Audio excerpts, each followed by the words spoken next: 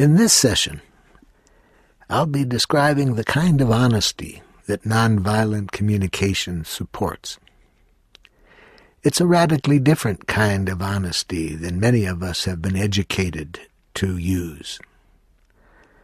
Many of us have been educated by an honesty that evolves from our system of justice, retributive justice, which judges people as right or wrong, good or bad, with the attachment to that if you are good, right, appropriate, etc., you deserve to be rewarded. But if you are bad, wrong, etc., you deserve to suffer, be punished, etc. It's my belief that that kind of honesty, that kind of thinking, is the basis of violence on our planet. It's a way of thinking that makes violence enjoyable. We're interested in nonviolent communication with the kind of honesty that supports people connecting with each other in a way that makes compassionate giving inevitable, that makes it enjoyable for people to contribute to each other's well-being. This kind of honesty basically involves telling people what's alive in us without using any words that criticize, and to tell people what would make life more wonderful for us, what we are requesting, without presenting this as a demand, but to present it as a request. So let's look at what kind of honesty is involved in this evaluation of this kind. First of all, it's very important to be able to make clear observations to people that tell them what language on their part is stimulating our needs being fulfilled, and what things they're doing that are not fulfilling our needs. This is one of the hardest things for human beings to do, according to Indian philosopher Jaddu Krishnamurti. It involves observing without evaluating, which Krishnamurti says is the highest form of human intelligence, to observe without evaluating. For example, I was working with some school administrators in the United States in a school system, and I was teaching these principals of schools how to evaluate teachers' performance. They were required to do this twice a year, to evaluate teachers' performances, so they would observe the teachers in various situations, and then have a session with the teacher where they would evaluate the teacher. So in my session with these school principals, I suggested that they think of a teacher who was behaving in a way that they were not happy with, and I would show them how to evaluate that teacher's behavior in a nonviolent communication way. And I started by asking them to think of a specific thing that this person does that you don't like. And one of the principals picked a teacher that he said is inconsiderate of other teachers. And I pointed out that inconsiderate was what I would call an evaluation, and I was suggesting that I was asking for an observation. What does this person do that leads you to interpret her as inconsiderate? And he thought for a while, and he said, well, she does what she wants, but doesn't think of how this might affect other people on the staff. And I said again, excuse me, but you see, that is your evaluation. You're telling me what you think is going on in her, what she thinks about or doesn't think about. I was asking for specific behavior. He thought, and he was having trouble doing it. The other administrators also saw the trouble they were having, how easy it was. Instead of answering my question of just what does the person do, they were mixing in what they thought of the person for doing this, or how they interpreted them for doing it. So with my help, this administrator who judged this person as inconsiderate, the behavior was that this teacher would take her students outside for activities and have them perform these activities sometimes outside the window of teachers who were trying to teach subjects. And he gave 2 or 3 other concrete examples of things that this teacher did that interfered with other teachers wanting to teach as they wanted to. So it took him quite a while to get to this specific behavior of what the teacher did. Other administrators also suffered through this same process. The first 2 or 3 things they would tell me would be diagnoses, interpretations, criticism, but not the answer to my question of specific things that the person did that they didn't like. At this point, one of the school administrators jumped up and literally ran out of the room. And everybody looked a little confused about what might have led this man to run out of the room in this way. The next morning he came in before the others and walked up and apologized to me for his abrupt departure the previous day. He said, "The reason I ran out, Marshall, that activity you did at the beginning, showing us how to make clear observations without mixing in any evaluation, really helped me to understand why I always hate these evaluation procedures, because I can see that by mixing up observation with evaluation, how it was easy for teachers to hear they were being criticized, but not to learn from it by my not being able to tell them the specific behaviors I was referring to. And I ran out yesterday because on the way to your training, I stopped off at the school and dropped my teacher evaluations for this period with my secretary to type up. And just listening to your first session helped me to see why I hate these periods and why the teachers get so defensive. I could see that it was because I was mixing up observation and evaluation. So I ran back to the school and asked the secretary to give me back the evaluations before she went to all of the trouble of typing them up. And I spent the whole day trying to make these evaluations by making clear observations to the teachers without mixing in any evaluations.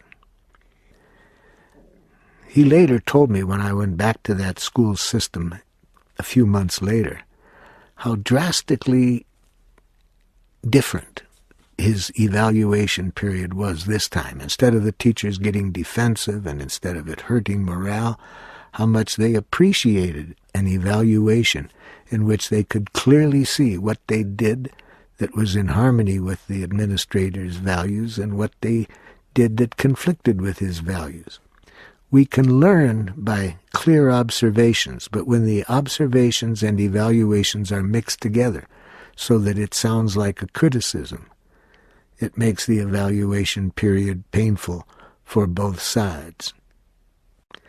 So in nonviolent communication, we want to be sure that whenever we want to talk to somebody about something they're doing that we're not happy with, that we clearly put this in the form of an observation. Now, this doesn't mean that that's all we do. The observation by itself doesn't tell fully what's alive in us. We need to let the person know how we evaluate this behavior. But we need our evaluation to be of a form that lets people know how our needs are affected by the behavior, and that doesn't use any words that can be heard as criticism, judgment of a moralistic variety, or diagnosis that implies some kind of abnormality. So our evaluation needs to be focused on the life within ourselves, which to me means it needs to contain reference to our needs. We need to let people know what needs of ours are being met or not being met by their behavior, and how we feel as a result of it. So when we tell people clearly our feelings and needs, we're letting them know what's alive in us when they do what they are doing. This is an evaluation based on life, not an evaluation that criticizes or blames. But this is quite a challenging way to evaluate, because it's not how many of us have been educated to think and communicate. For example, this form of evaluation requires a literacy of feelings, that we tell people how we feel when they behave in a certain way. And many times when I'm doing an exercise with people and ask them how they feel when this other person does something they don't like, they'll use language like this. They'll say, "I feel that that's wrong." And I'll point out that by my definition, that's not what I mean by a feeling. And they'll say, "Well, I said I feel." And I'll say, "Well, the word feel by itself can often be used in a way that doesn't refer to feelings as I define feelings. As soon as you say, 'I feel that was wrong,' I would call that a thought, not a feeling." So many people use the word feeling and thought interchangeably. But in nonviolent communication, when we use the word feeling, we want it to refer to an emotion that a person is experiencing, and that doesn't contain any diagnosis or intellectual analysis of the other person. So feelings would be feelings like I feel frustration, I feel sadness, I feel irritation, when our needs are not getting met. But when our needs are getting met, I feel happy, I feel joyful, I feel pleasure. I went to schools for 21 years. I really cannot recall ever being asked what I was feeling. Feelings weren't part of life in the culture in which I grew up in. And especially if you were a boy, there are certain feelings that you got to feel were shameful to feel, such as I feel scared. See, boys weren't supposed to be scared. And there were other feelings, too, that had a very negative connotation. And part of the reason for this is that feelings are a language of life. And the cultures that we have been living under for about 10,000 years, domination cultures in which some people claim to be superiors and have a right to control others. People do not make good slaves when they are connected to life. So feelings are not regarded as a positive thing to say. Feelings are associated with weakness, as being immature, as being too emotional. So not only aren't we educated to speak a language of life, a language of feelings, we have been given a cultural education that has very negative connotation to many of our emotions. So we learn very quickly in life to cover up our emotions and hide them, even though if we want to relate in a way that promotes compassion between ourselves and other people, feelings are a key ingredient. So in nonviolent communication, honesty consists of telling people what they're doing clearly in the form of a clear observation, and then evaluating it with reference to feelings and needs. So I've just described what I mean by feelings, and then we connect these feelings to our needs, because nonviolent communication is based on the awareness that feelings are manifestations of what is happening to our needs. When our needs are being fulfilled, we feel pleasureful feelings. When our needs are not being fulfilled, we feel painful feelings. This is Mother Nature's way of helping us to judge our environment in terms of whether what is happening is life-serving or not. So if we're eating foods that are not good for our health, we feel painful kinds of reactions to this eating. On the other hand, if we feel good, enriched, stronger, our feelings tell us that our needs for food have been well met by this. So, painful feelings tell us our needs are not getting met. Pleasureful feelings tell us our needs are being met. Now, the most important part of honesty in nonviolent communication is our ability to clarify what is happening to our needs at a given moment. So we tell what the other person has done, how we feel about it, but the central part of the evaluation then is to relate our feelings to our needs. And this requires a need consciousness and a need literacy, which is not easy to come about, because once again the structures in which we have been living for a long time require us to be educated in a way in which we are not connected to our needs. People don't make good slaves to authority when they are alive, and our needs are the life that's going on within us. So not only are we not educated to speak of our needs and to have a full vocabulary and literacy for talking about our needs, we are given a lot of cultural training that makes it shameful to have needs. In the work I've been doing around the world in the last 40 years, many, many women tell me what difficulty they have expressing their needs, how they have been taught that loving women have no needs. They sacrifice their needs for their families. Men tell me how difficult it is to express their needs, how they have been taught that brave men have no needs. They're willing to sacrifice their lives for the king or for the flag. So we have been educated in a way that gets us cut off from life, cut off from our needs. And instead of a language of life for evaluating, we have been taught to evaluate with reference to rightness and wrongness, criticism of people. So in our training, we suggest to be sure that we learn how to be honest without any criticism, without any blame, without any judgment of a kind that people hear that what they're doing is bad or wrong. Now, when I say this, many people get very confused and upset with it. Their whole lives have been based on the language of good, bad, right, wrong. They see it's all about how you are judged by authority, and if you're judged right, you get rewarded, and bad, you get punished. Their whole concept of religion is to think of a God that sits up and judges people good, bad, right, wrong. And when they are dead, and if they have been good enough, then they go to heaven, and if they have been bad, they go to hell. So our whole brain, our consciousness is all shaped by this language of criticism, blame, and we're disconnected from our needs. I was talking about this in Rome, Italy, with a group of 80 teachers in Catholic schools. They were all either religious sisters or priests. And the first day we spent a lot of time on this subject of how to be honest without criticizing people in a way that implies right and wrong.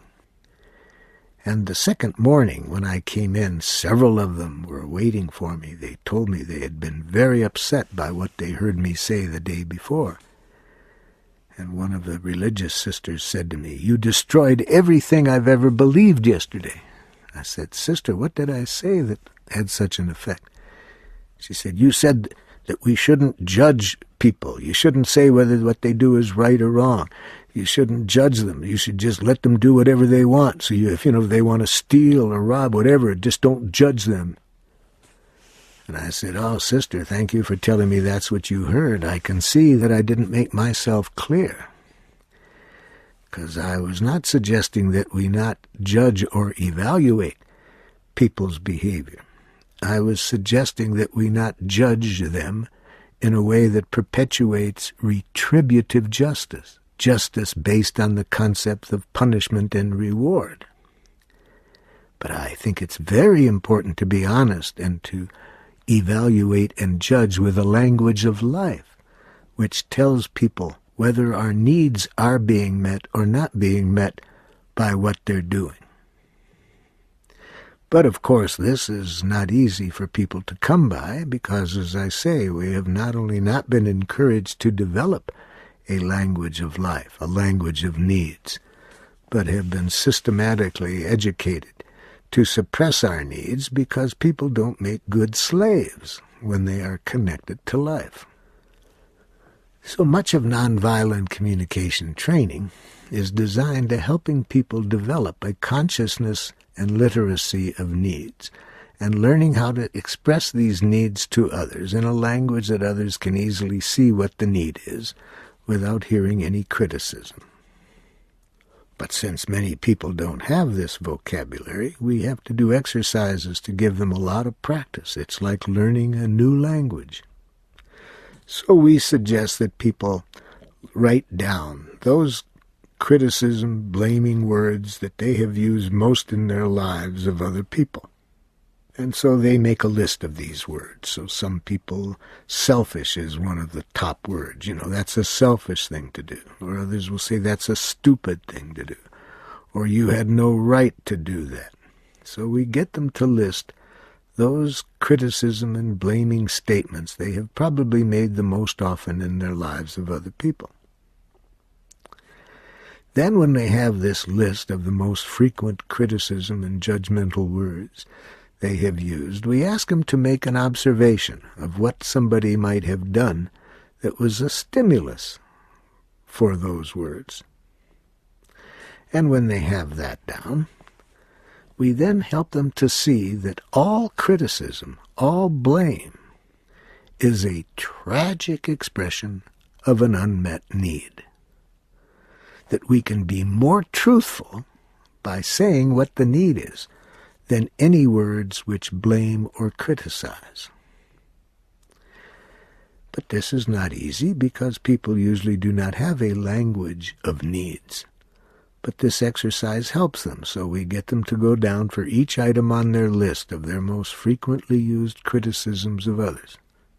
That when they think of what might have stimulated that, and then to translate their criticism into an unmet need. We suggest that everyone have at least a vocabulary of 9 human needs. I picked the number 9 after reading of research done by Manfred Max Neef, an economist from Chile. His whole system of economics is based on human needs. Manfred Max Neef and his colleagues evaluate the success of an economy in a radically different way than we do in the United States. In the United States, we measure the success on the measurements of the GNP, the gross national product, which essentially is how much money is made in certain areas. That system shows that it's successful when the rich get richer and the poor get poorer. Manfred Max Neef's approach to economic success is based on whether human needs are met by all of the parties in the culture.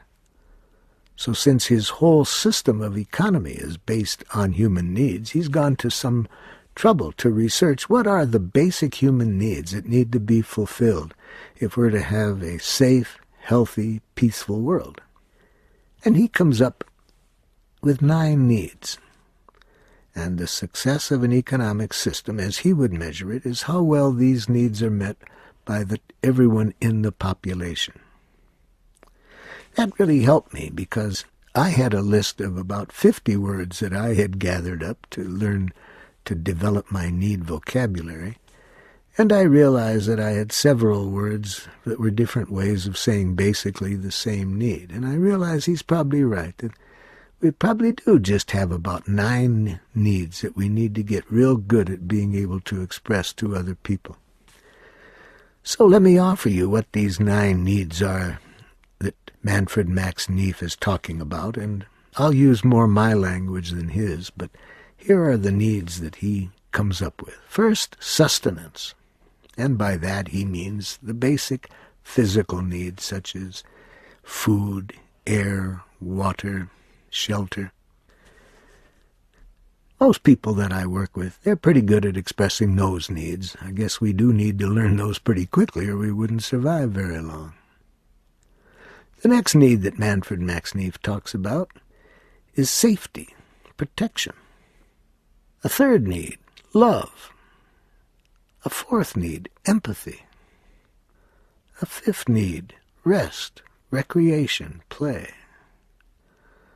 Sixth need, a community, a warm community. Seventh need, creativity. And the last two needs are particularly important needs in terms of safety on our planet, peace on our planet. The eighth need is autonomy.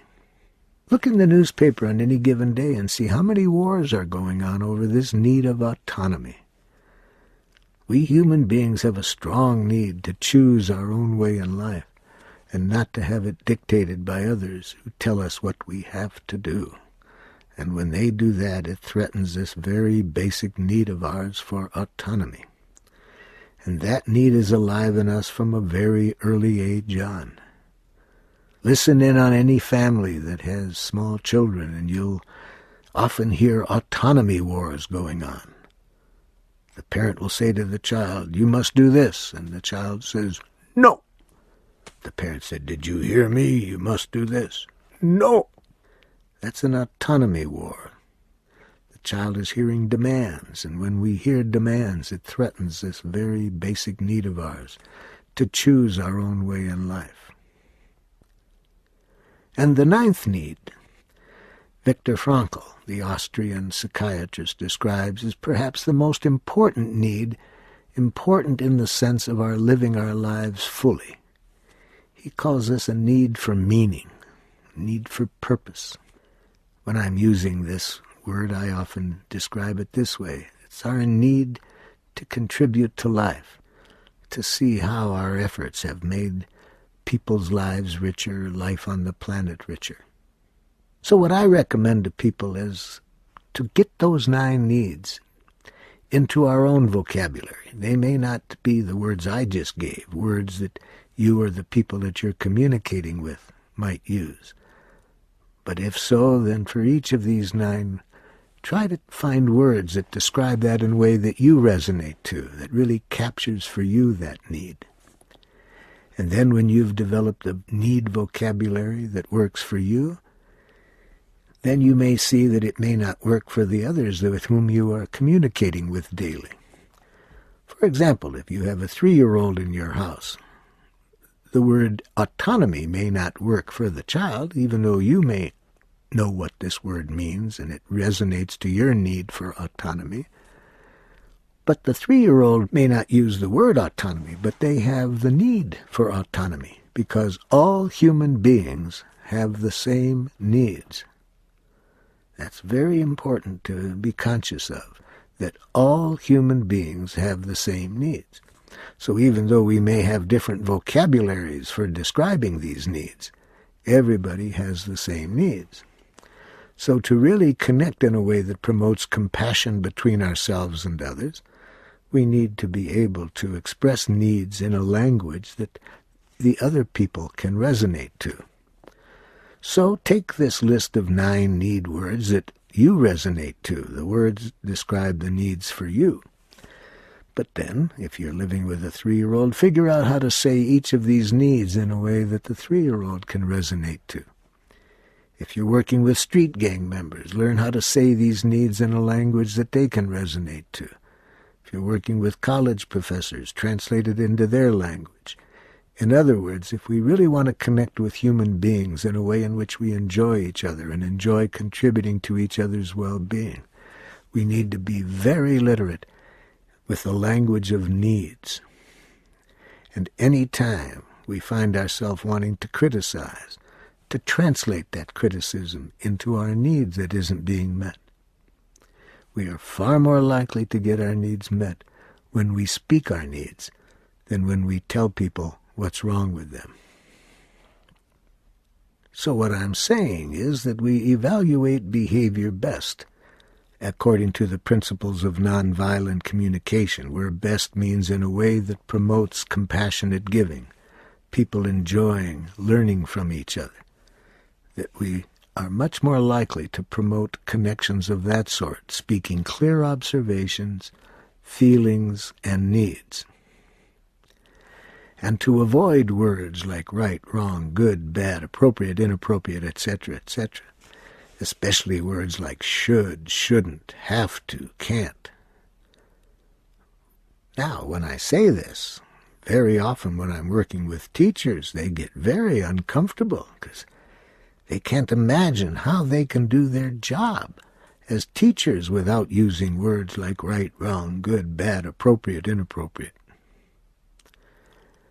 For example, I was working with teachers in one school system on the eastern seaboard in the United States, and the teachers were very confused. They said to me, "Marshall, how can we go through a day without telling students whether what they're doing is right or wrong?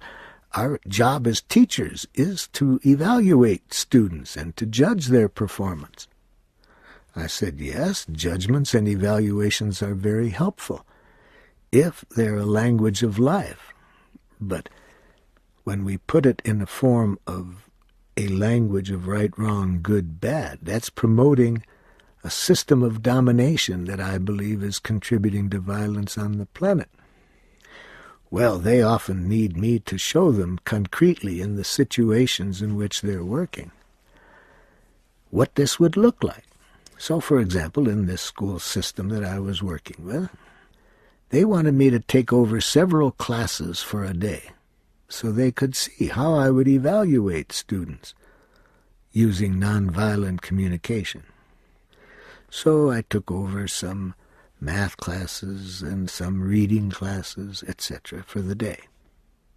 And the school system had me followed around all day with a video camera, making a videotape of what I did with the students so that this could be used to train the teachers in how to evaluate according to nonviolent communication principles of evaluation. I worked with students for about 4 hours that day in different classes. I went back to that school system a month later, and the superintendent of schools was talking to me before the day started, and he said, "That videotape you made, Marshall, last time, showing the teachers other ways of evaluating beside using words like good, bad, normal, abnormal. Boy, that has really motivated a lot of teachers to want to change their way of communicating. You know, we made 4 hours of videotape following you around, Marshall, but we only use the first 10 minutes. What you did in that first 10 minutes with a young boy really motivates teachers to change their language." I couldn't remember what happened in that first 10 minutes, so he got the videotape and showed it to me. Here's what happened. I came across a young boy who had just added up a page of arithmetic problems that the teacher had given them to add up. This boy was 9 years old. I saw that he added up 9 plus 6 equals 14. And here's how I evaluated what he did. I said to him, "Hey, buddy, I'm confused about how you got this answer. I get a different one." He started to cry. I said, "Hey, what's happening? Why are you crying?" He said, "I got it wrong." Notice I didn't say he had it wrong. I told him that I was confused because I had a different answer, and I was wondering how he got his. But he'd already been trained for 3 years in a school system that makes people focus their attention on how they're judged by authority. My experience is this takes the joy out of learning when we are judged in a way that implies we're stupid if we don't get it right and we're intelligent if we do. Notice my evaluation enabled me to be honest. I was confused. I did get a different answer. I wanted to see how he got his, and I wanted to be able to show him another way of doing it if his way and my way were different. In nonviolent communication, we not only want to evaluate without any criticism or blame, we also want to evaluate without any praise or compliments. I'll be talking more about that in the 9th session when we talk about how to celebrate and express sincere gratitude. I hope then to show what danger exists in using praise and compliments, as well as words that criticize and blame. So, in nonviolent communication, the focus of our attention is on needs. We want people to see how their behavior affects human needs, whether it fulfills their own needs or doesn't, whether it fulfills others' needs or not. It's when we are connected in this way to what everyone is needing that we have the greatest chance of finding ways of getting everybody's needs met. But when any criticism gets into the dialogue, any words that imply wrong, bad, stupid, etc., instead of ending in compassionate giving, we're far more likely to end in alienation, wars, etc. After we have made clear expressions of what's alive in us, namely what we're observing, what we're feeling, what we're needing, if our need is not getting met, then we need to end on a clear request, and this request needs to make explicit what response we're wanting from the person we're speaking with at this moment. For example, a teacher gave me this real example from her classroom. She told me that a boy had been tapping on his desk while she was talking, and this was disrupting her.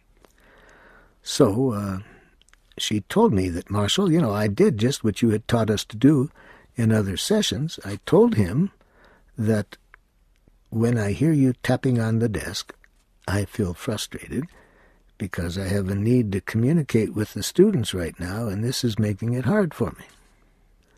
Well, she had done a very good job of expressing what she was observing, feeling, and needing. But notice she didn't say what she wanted. And I said, I don't hear a request in there. She said, I did, that's right, I forgot, I did make a request. I said, what was the request? I told him, I don't want you tapping on your book while I'm talking. And I said, then what happened? She said, he tapped on his desk. So she had told him what she didn't want.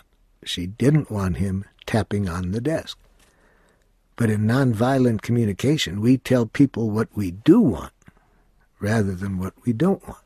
So if she had ended on a request of the kind that we're advocating in nonviolent communication, she would have said, would you be willing to lay your pencil down on the desk, you see, without tapping further. You can add what you don't want after you have said what you do want. So we want to make clear requests after we have made our needs clear. We need to also know the difference between a wish and a clear request. A wish says generally what we would like to happen in the future. So if she had said to him, I would like more awareness on your part of how this is disrupting the class, that would be a wish. She would be telling him what she wants him to be aware of, but not telling him what she wants him to do at this moment.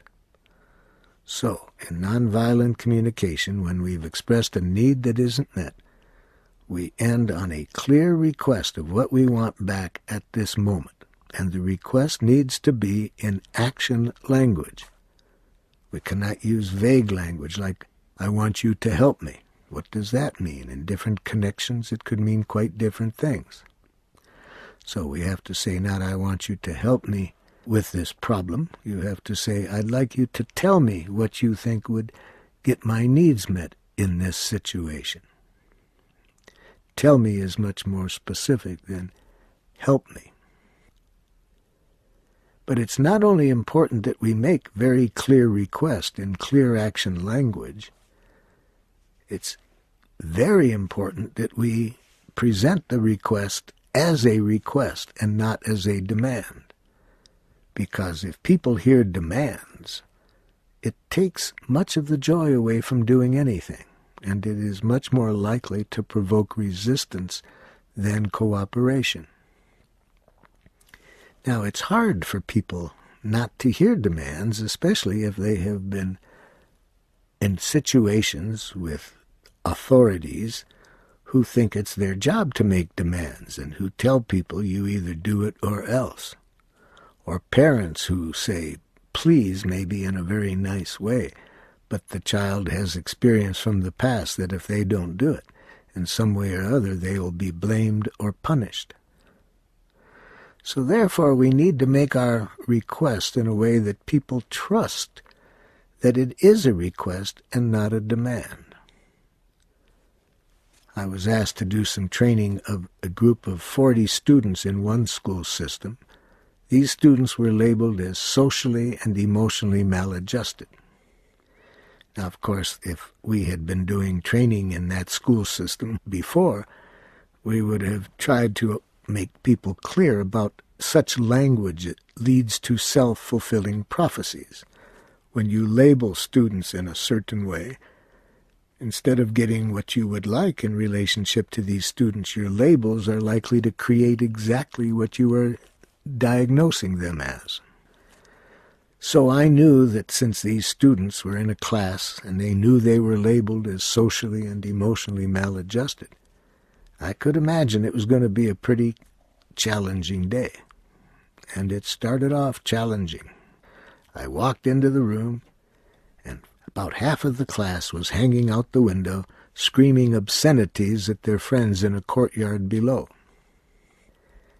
I had to raise my voice to be heard, and I made a request. I said, excuse me, I would appreciate it if you would each come over and sit down.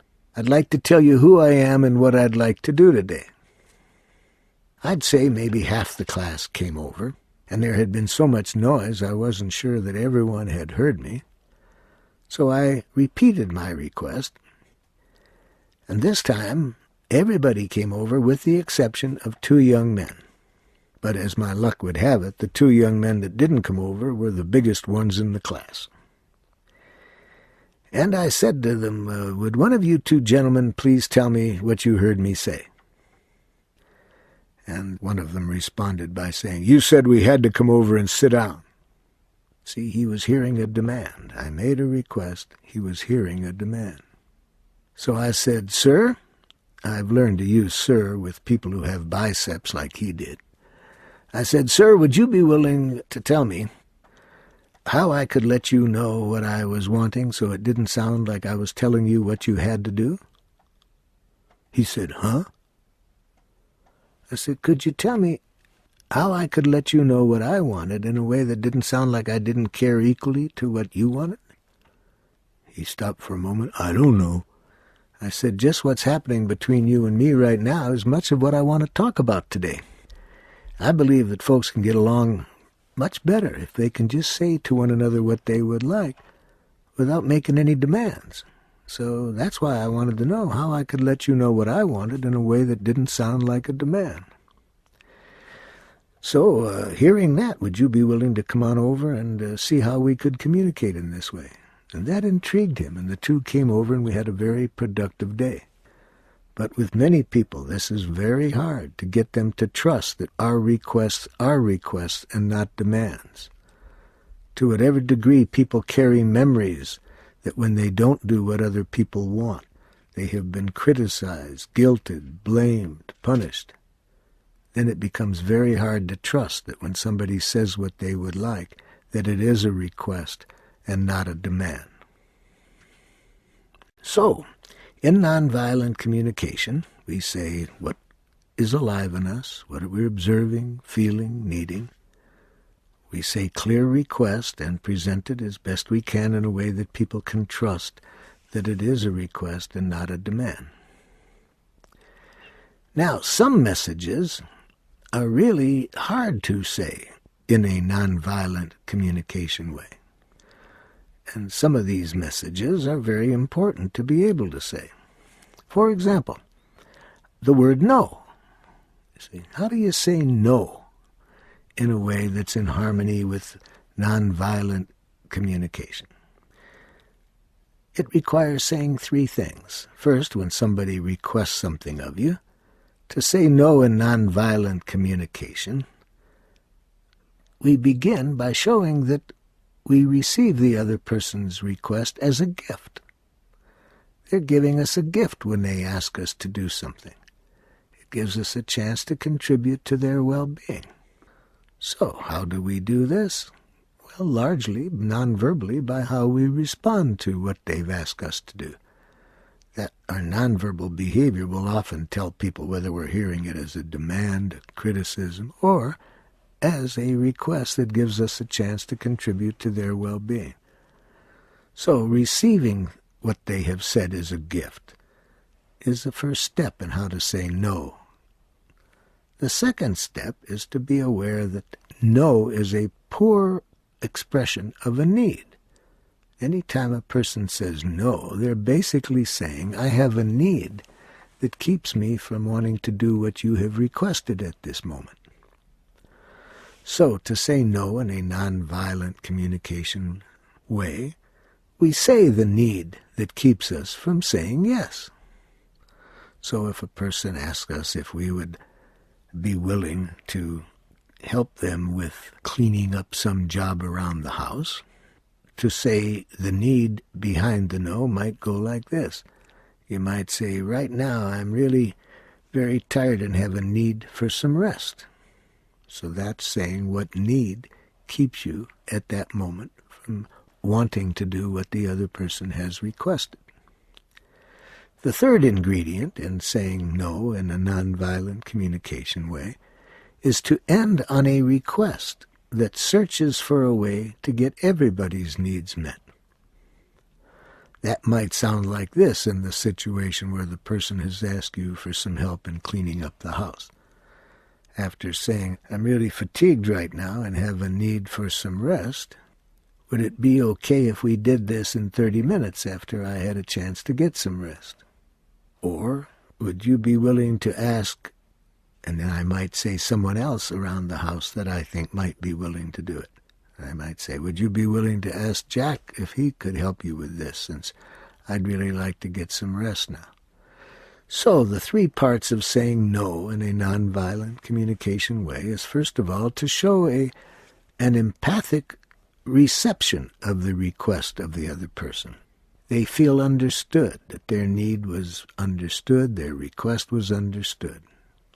Second, we don't say no, we don't say I can't, we say the need that keeps us from saying yes, and we end with a request that searches for a way to get everybody's needs met. Another message that's hard to say in a nonviolent communication way: how do we let people know when they're using more words than we want to hear? How do we do that without criticizing them? Of course, we all know how to interrupt another person when they're using more words when we want to hear in a violent way. We wait for them to breathe, and then we say quickly, excuse me, I just remembered my house is on fire, and we get out of the conversation as quickly as we can. Or we change the topic, do anything so we don't have to listen to more words.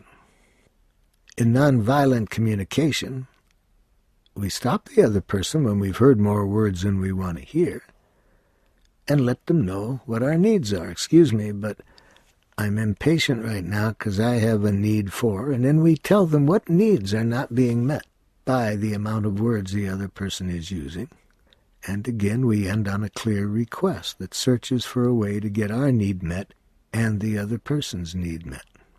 One reason I've found that people use more words than anybody wants to hear is that the speaker is not conscious of what they want back. They don't understand what their own present requests are. And so they keep going on, trying to get what they want when they're not even too sure what they want in the conversation. I can recall a very close friend I had that would often tell me at great length things that were happening to her in her workplace. And one day I said to her, I find it hard to follow you when I hear you telling all of this, but I'm not sure what you're wanting back from me. So could you tell me what your request is of me when you are telling me these things that happened to you at work? She thought for a moment, and she said, I thought it was important to say. I'm saying I'm confident you thought it was important to say, or you wouldn't have said it, but I'm not asking whether you felt it was important or not. I'm asking what you want back from me when you tell me these things. She thought for a moment, says, I just wanted to say it. I don't want anything from you. I said, I see. Okay. So then is it okay if I read while you're saying it? And she says, do and I'll kill you.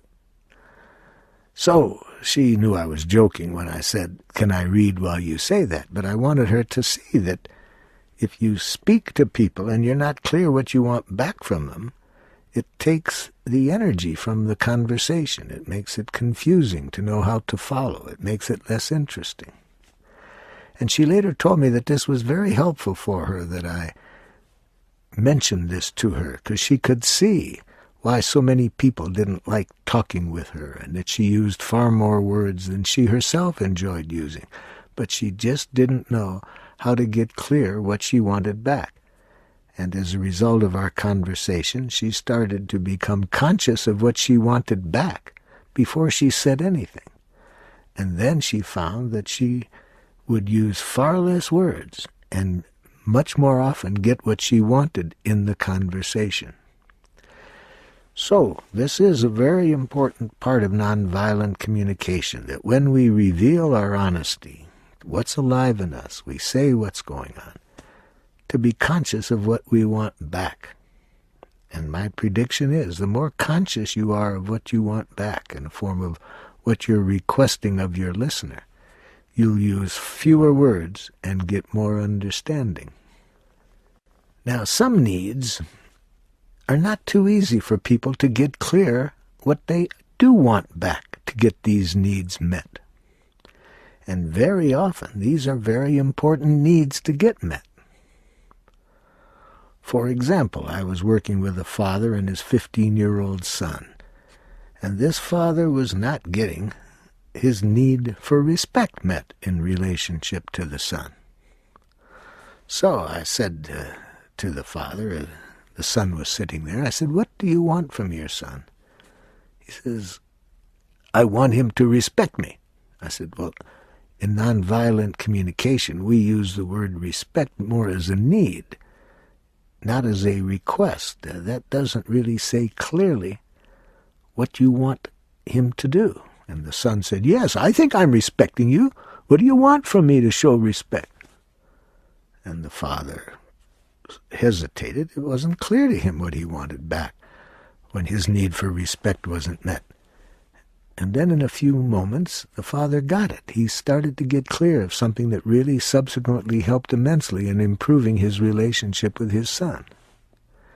The father said to me, okay, Marshall, I think I'm seeing what you're trying to help us to see. I said, what's that? I see now what I want him to do to meet my need for respect. And I said, what's that? I want him to jump when I say jump and smile because he feels like jumping. So the father could see that when he said, I want you to respect me, he really wanted obedience. And he could see then why the son reacted so negatively when he would ask for things. So very important needs like respect. It's very important to know clearly what we do want from people. And without being clear about that, we often play some very oppressive games. For example, let's take another very important need to make this point clearer, how by not having clear requests, we often get involved in very oppressive forms of interpersonal relationships. Let's look at this word love. I was working with a couple that was having problems in their relationship, and I asked the wife, what needs of yours are not getting met?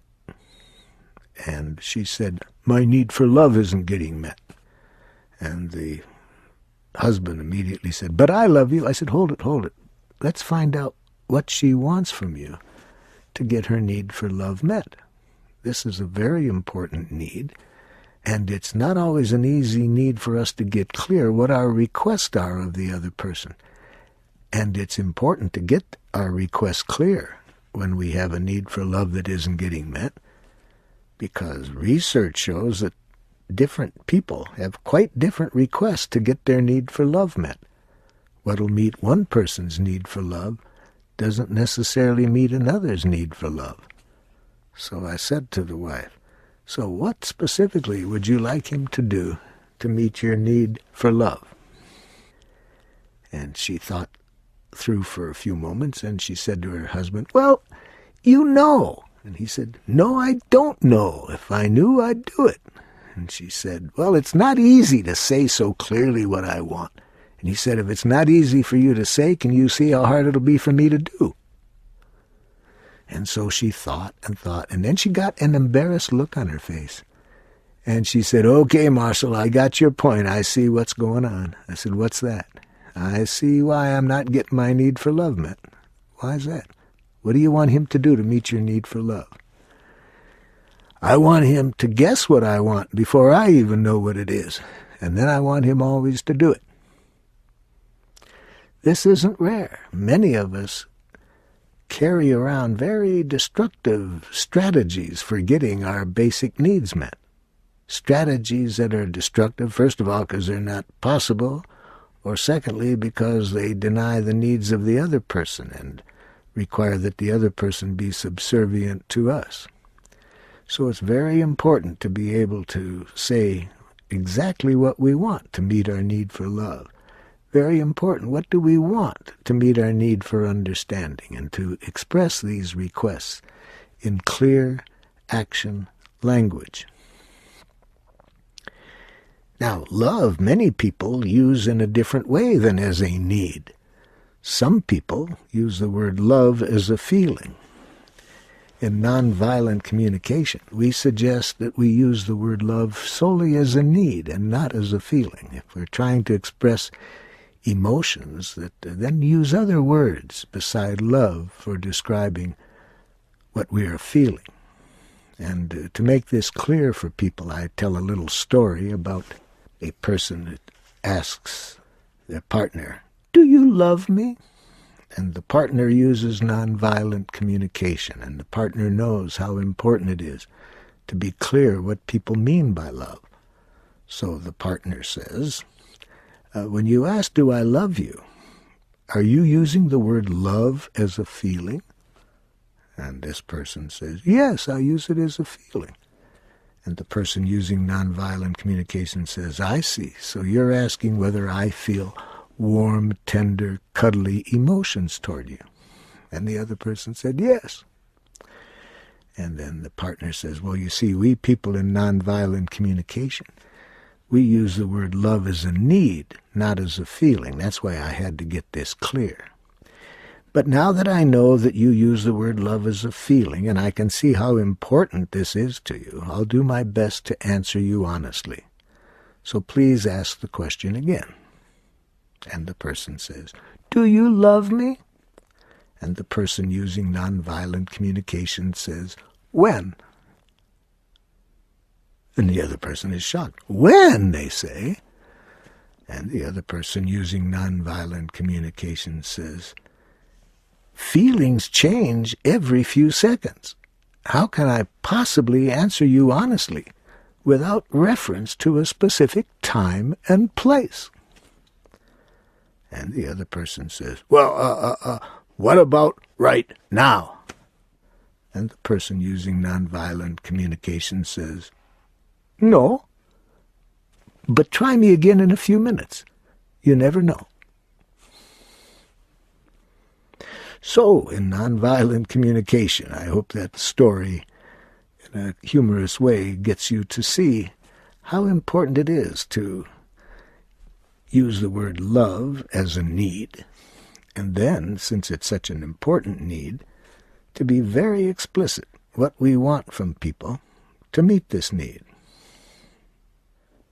Another thing that's very important in expressing our needs in a nonviolent communication way is not to get our needs confused with strategies for getting the needs met. Here's two characteristics that will help us to differentiate between needs and requests or strategies for getting our needs met. First of all, needs are universal. All human beings have the same needs. The second thing that differentiates a need from a strategy is a need contains no reference to specific people taking specific actions. So anytime we say, I want you to, that's not a need, that's a request or a strategy. Another thing that's very important when we do express clear requests is to make sure that we're not addicted to getting what we want. I like the way the Buddha says this. The Buddha says, never get addicted to your requests. And let me show you what this looks like then in a nonviolent communication way. A woman came back the second day of a workshop and said to me, I went home and tried what you taught us yesterday, Marshall, about being honest in a nonviolent communication way. I tried it, but it didn't work. I said, well, let's learn from it. What did you say, and to whom? She said, it was a message I gave to my oldest son. When I got home yesterday, I noticed that he had not done 3 things that he said he was going to do in terms of cleaning up around the house. And she told me how she expressed herself honestly to him. She told me how she made a clear observation. She pointed out to him these 3 things he hadn't done. She clearly expressed her feelings and needs. And she made a clear request. She said, would you please go and do those 3 things now? So she had clearly used the language of nonviolent communication. And I said, what's the problem? That sounds like you really expressed it pretty clearly. She said, he didn't do it. Oh, I see. And then what did you say? She said, I told him you can't go through life being lazy and irresponsible. I said, I can see that I didn't make clear yesterday the difference between a request and a demand. It sounds like your objective was to get him to do those 3 things. She said, well, yes. I said, well, then that's not nonviolent communication. If your intent is to get people to do what you want, that's a different intent than we need to have if we're using nonviolent communication. In nonviolent communication, it's never our objective to get what we want. It's to create the quality of connection with people that ends with everybody getting their needs met. She said, oh, so I'm supposed to do all the cleaning around the house myself, and my needs don't count. I said, well, I'm glad you're checking this out. No, I'm saying that everyone's needs getting met is the objective of nonviolent communication. This doesn't require ever giving up or giving in. It just means not getting addicted to our strategy. If we're addicted to our strategy, it's very easy for the other person to hear our request as a demand, and this threatens their need for autonomy and makes it harder for them to enjoy giving. So we need to say clearly what we want. But the objective is to create a connection in which everybody's needs get met through compassionate giving. But if your objective is just to get people to do what you want, don't study nonviolent communication. Go to a dog obedience school and see how they train dogs.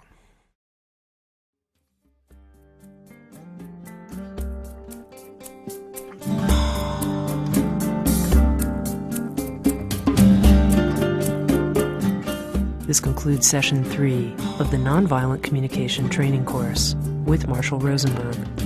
Our program continues with Session 4.